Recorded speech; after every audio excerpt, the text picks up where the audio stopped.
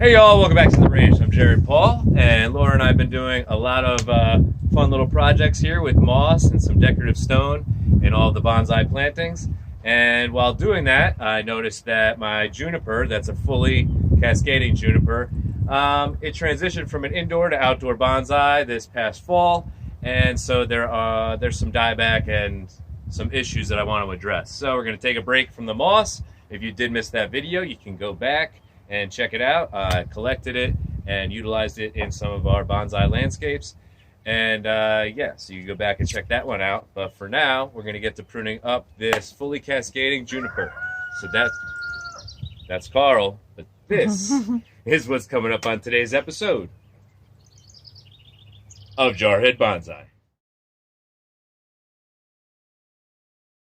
All right, y'all. So I really can't decide on what the front would be on this, so it comes down and out of the pot and then gradually this way, and I think that's mainly because it was sitting in the window inside facing out this way, and so it naturally grew that way a little bit more muscularly. But see, we got a nice trunk coming up, a little bit of deadwood. I tried a gin on, it was a little thin for a gin, but it is what it is. Getting some nice looking aged bark, some nice marble chips around it I did this week, and some nice thick moss, which isn't really a natural landscape, but it gives it a nice feng shui.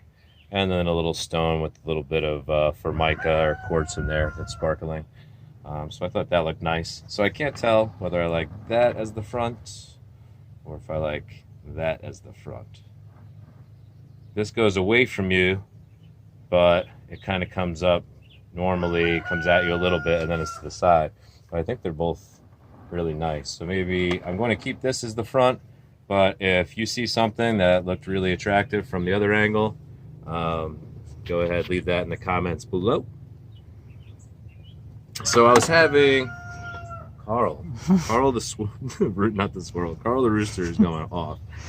But I was having issues. I bought this from a bonsai nursery in September when I first moved out here, so about 3 years ago, and it was in a greenhouse that had a receding roof, so I wasn't really sure what to do with it. I knew it was a cold hardy tree, but it was in a short pot, and I just potted it that year. So not having the knowledge or experience with the species or bonsai in general, I just kept it indoors and kept it in the living room through the winter. And so A, that was a no-no because this is definitely an outdoor tree. And then B, back, oh no, that is dead. Ow.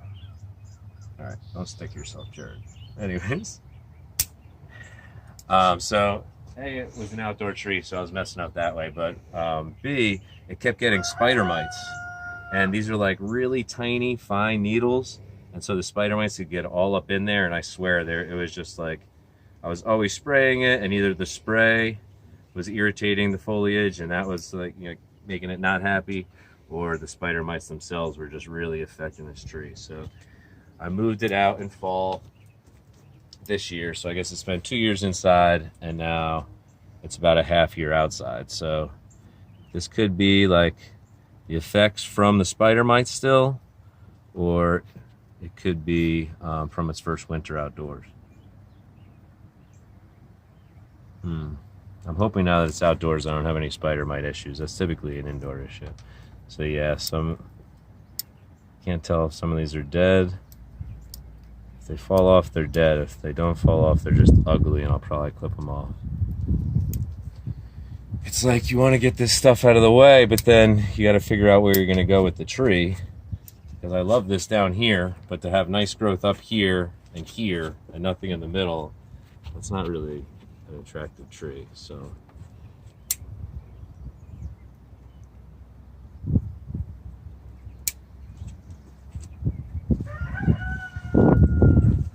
I'm just chucking these like prickly dead branches off into the lawn, and I know I'm gonna be walking around barefoot another day and be pissed at myself when I step on it.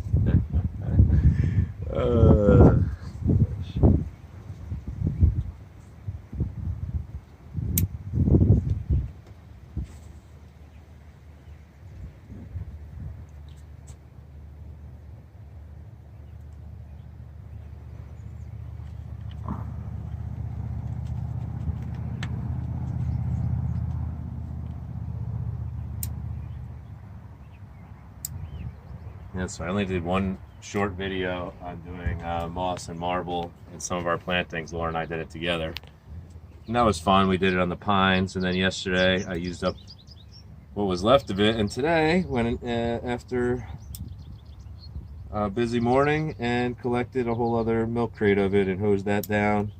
So that's good and ready to go. Gonna keep plucking away at the trees. I think, you know, even a basic tree as a pre-bonsai, it makes it look better right now. So, you know, there's so many different stages. You're always improving, always doing something. It's continuous art form. But if you can make it look nice and enjoy it even more throughout, why not, right? So luckily I have the time before our baby Stella Lucia is born in, well, in an ideal world, about 6 weeks. So I'm gonna do it. Do the stuff that you enjoy on bonsai, not just the hard work behind the scenes that other people don't understand. The countless hours watering and spritzing and dealing with insect issues. Too much light, too little light, it's too cold outside, too hot. Okay, so I got most of the dead stuff out of there. It's looking better. Now, hopefully some of these branches back, but I didn't take them all totally off. Hopefully you do. That's pretty fugly though. Yeah. Okay. So maybe we just have a few gaps and we kind of do that style where it's like steps, like 3 distinct areas. What do you think about that, Beth? So like embrace its sparseness and have 3 separate areas. Mm-hmm. I like it. Let's try it. It So if there's back. anything from this one growing back towards this one, I'm going to remove it. Anything here growing this way, I'm going to remove it. I'd like to see this tree come back really strong and just get completely overgrown. Just let it grow in nice and thick and almost like, you know, be able to start over. Mm-hmm. Let it adjust to its new climate and all that. Being an outdoor tree for over a year. Being insect free as well.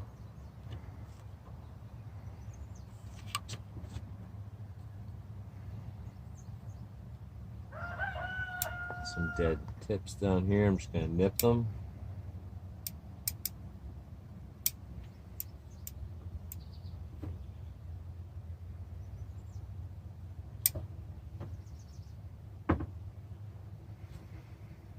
Some more dead tips.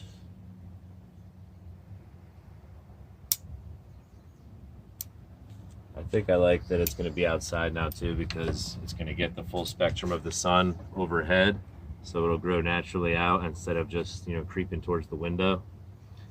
It's fun in some ways, especially with like deciduous trees and some tropical trees where you can get them to bend their trunks towards the window, and it's really helps when you're not wiring per se. But you know, with a tree like this where you kind of want it to be a classic style, you don't want it to look like it's only gotten sun from one side. I want mine to look as natural as possible.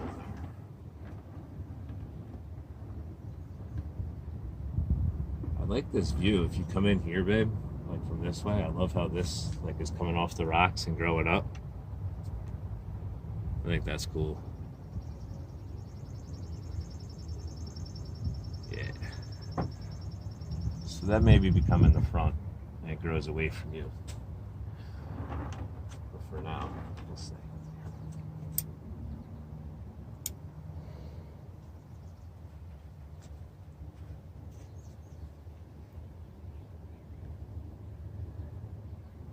Yeah, I want to leave it thicker so that it kind of like, you know, gains a lot more energy, comes back strong this year.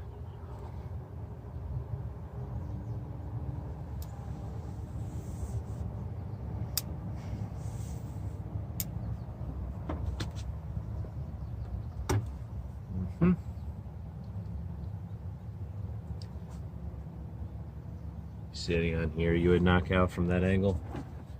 Maybe this one down here. I kind of like that one. You like that one? Mm-hmm. Okay. This one I'd like it to grow in fuller, maybe get some height coming out this way. And then this I'd like to see fill out. I don't need it to be much longer, and it's good that it's actually climbing back up. That might be pretty cool.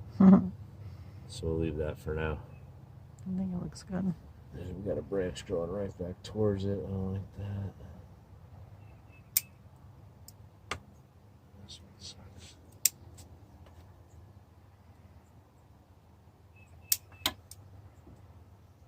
I'm gonna let it grow in. I don't want to have like a branch that doesn't deserve to be there right now, you know? All right, and I'm just gonna clean up this moss. It's closer to the trunk line, so it's defined.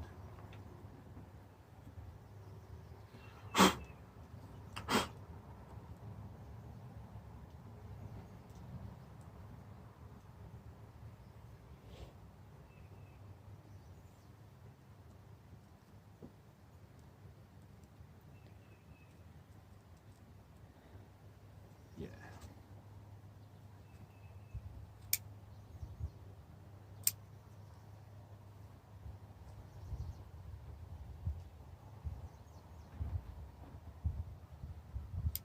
Couple of loose little tibbles here.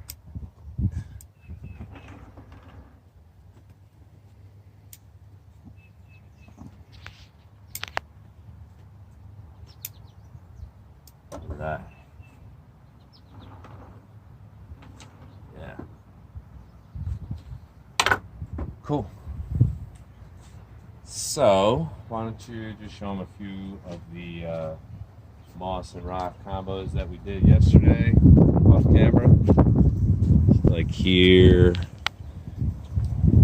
Yeah. And then this is the planting from the video prior, where we combined some Scotch pines, red pines, and Japanese black pines to one landscape. Let's get a couple of more.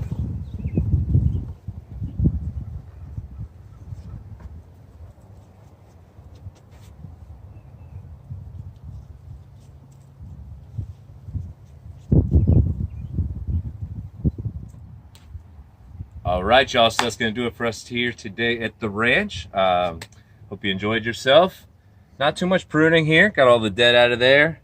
Have a goal to have a boom, boom, and boom. 3 nice little thick pads, developing character on their own, separate, but kind of working together in the planting, and leaving this end tip to grow back up. So for right now, I'm happy with how this area looks, and we're going to allow this tree to have as much potential energy as possible. That's why I left a lot more of the foliage than you would typically see on the spring pruning. So I'm Jared Paul. That's going to do it for us today here at the ranch, y'all. Take care. Cheers.